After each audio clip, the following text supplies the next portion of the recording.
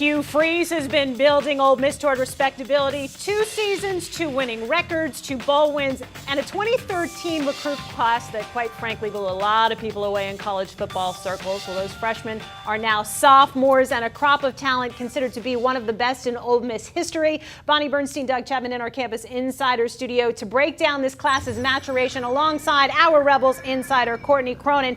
Courtney, let's start with the offense. Laquan Treadwell, solid freshman campaign, 600 yards, 5 touchdowns. But now you got Dante Moncrief, the #1 last year, as an Indianapolis Colt. So how does that impact expectations for Treadwell, you think?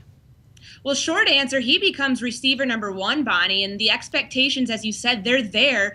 This is Treadwell's year. If he wants to be in the national conversation his junior season and even looking further down the line towards the NFL, this is the season he's got to do that. He becomes receiver #1, and he's a freak athlete, and the media is not the only one who realizes that after seeing him this spring. He's put on about 15 pounds of muscle, right around 230, and his teammates are taking notice. Safety Cody Pruitt saying he runs like a deer at that size, so that's going to be something to watch for.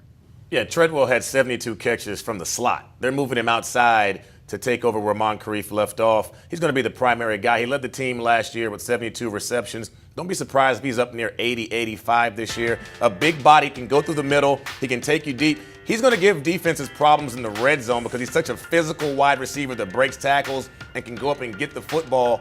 He will be the best wide receiver in the SEC this year. As a sophomore, you saw flashes of it last year. You're going to see all of it this year. Bold prediction. We're clipping that part of the segment off. The best receiver in the SEC. And Bo Wallace has worked on his mechanics, Absolutely. too, so that'll benefit him as well.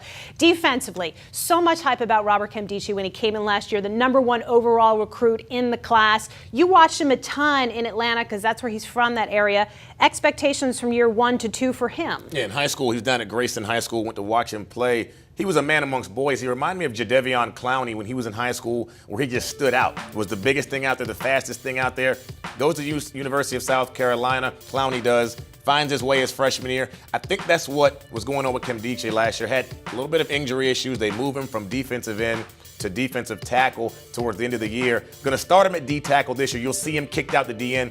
But D tackle is where he should be. He's 285, 290 pounds, 6'4", very compact player. This should be a big year. He'll push the pocket. He'll make a lot of plays inside. He'll draw a lot of double teams. Nkemdiche is going to cause a lot of problems. I said it. Ole Miss may have the best defense in the entire South SEC this year. Watch. Yeah, you're right, Doug. And taking a look at where he projects in the NFL, I know it's early, he's going to be a nose tackle at that level. So the move, I mean, everybody talks about players coming in as defensive ends and struggling as freshmen. That's nothing new. When they switched him to defensive tackle, he was the best player on that team on the defense by the time they reached the bowl game. Those are going to be, now that the training wheels are off, he's going to be a key part of that pass rushing attack for Ole Miss's defense. Courtney, give me a guy from the 2013 class, maybe not getting a ton of press, who you see making headlines this season.